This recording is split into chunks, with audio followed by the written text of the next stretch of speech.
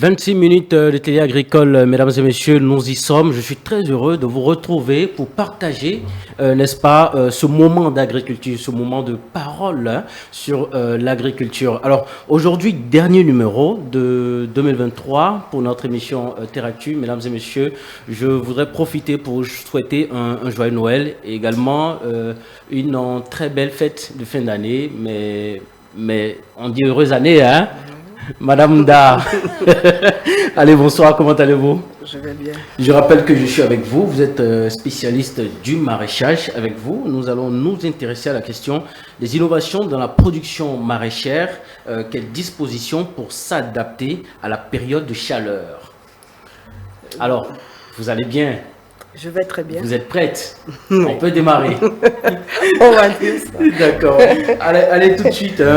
Voilà, puisqu'on parle de chaleur, dans un contexte de chaleur, ou dans le secteur du maraîchage, quelles sont les cultures qui s'adaptent le plus facilement à ce type de climat-là?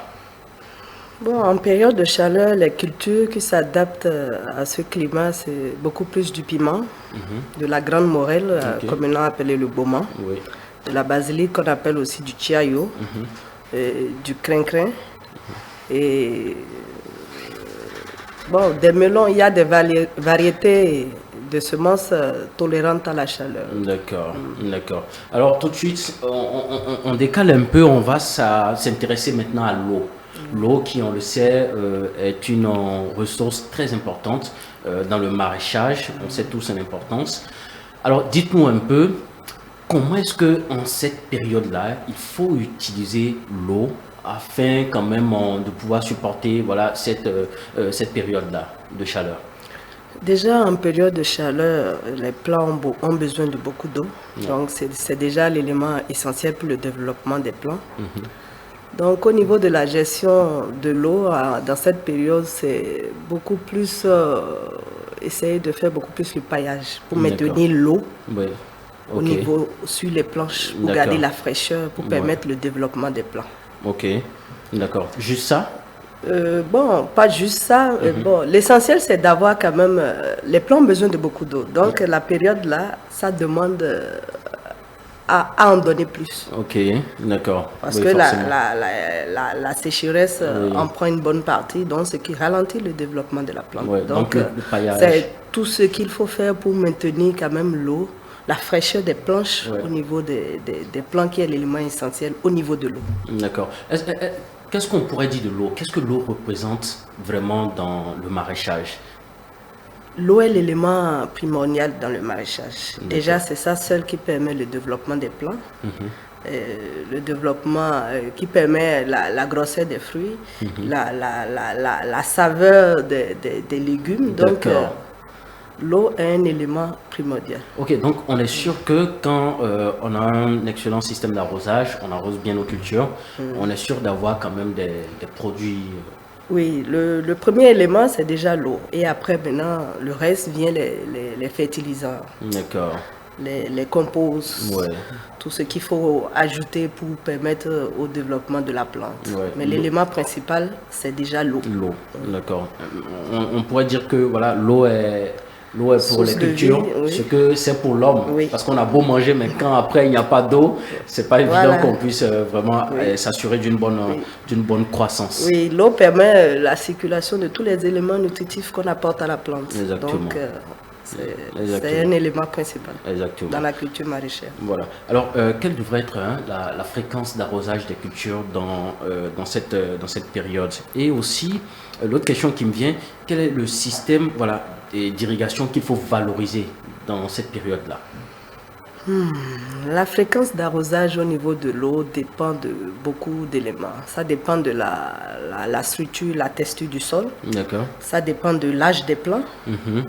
Et ça dépend de la quantité, le besoin en eau de cette spéculation. Ok. Donc, si déjà on prend au niveau de la texture du sol et que c'est un sol sableux, donc ça demande beaucoup plus d'eau. Un sol sableux, argileux est moins exigeant en eau, un sol argileux aussi. Non? Donc la fréquence de l'eau dépend beaucoup plus du type du sol, de la l'âge de la plante et de la quantité en eau que demande la plante. D'accord. Donc, ce qui nous amène à dire 1 à 3 fois par jour. Ok, est-ce que généralement c'est ça ou c'est généralement en période de chaleur qu'on y va de la sorte? Ou bien déjà c'est comme ça? Non, ça de base c'est déjà comme ça. Parce base, c'est que comme la ça. quantité d'eau que tu vas apporter à un sol sableux n'est pas pareille que la quantité d'eau Oui. que tu vas apporter à un sol argileux. Et la quantité et le nombre de fois aussi. Ok. Donc, généralement, de base, on tient compte de tout De ça tout là. ça. Avant maintenant d'apporter Ouais.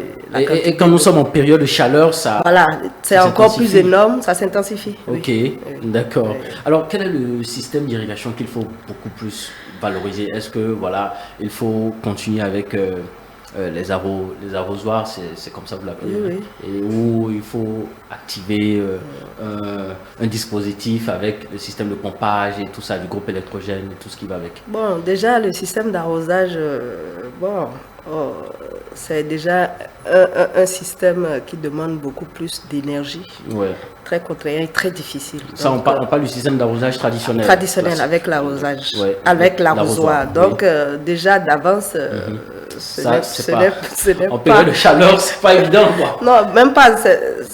C'est pas ce que souhaite un maraîcher. Ouais. Parce que déjà, l'activité maraîchère est une activité dense Dense.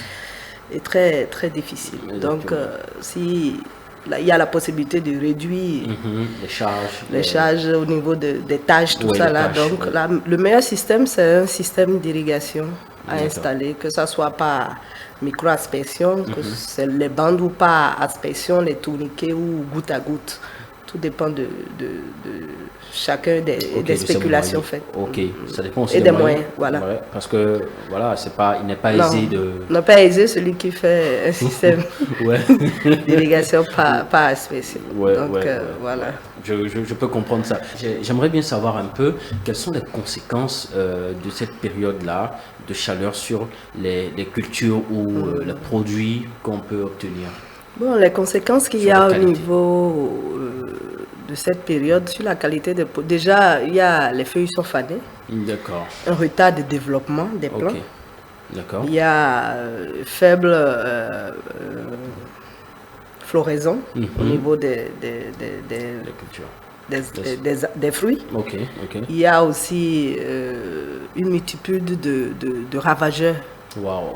qui existent, D'accord. qui dérangent beaucoup dans cette période. Ok, donc pendant la période, je dirais, pluvieuse, les ravageurs ne sont pas aussi Non, pas aussi, trop non, présents. non, parce que les grosses gouttes d'eau quand même jouent un rôle dedans D'accord, et les tuent un peu. ok, d'accord. Donc c'est Ouais. vraiment en période de chaleur En que période de cela chaleur sorte qui se développe vraiment. très vite. Oui, Et une quand- grande prolifération Ok. des d'accord. ravageurs. Wow. Piqueurs, suceurs, et Oui. qui dit piqueurs, suceurs déjà ralentit le développement de la plante et la Ouais. qualité aussi Ouais, ouais. et du fruit et du plant. Et c'est souvent des vecteurs de virus. Ok. Donc, ce qui empêche vraiment la plante de s'épanouir. Et quand c'est comme ça, votre Le production rendement à la fin, est le très rendement faible. est très faible. Oui. Et ce qui ne favorise pas forcément Pas du tout. vos revenus. Non, les Et revenus. quand c'est comme ça, voilà, les maraîchers commencent par pleurer, Voilà. commencent par s'apitoyer sur le sort et tout.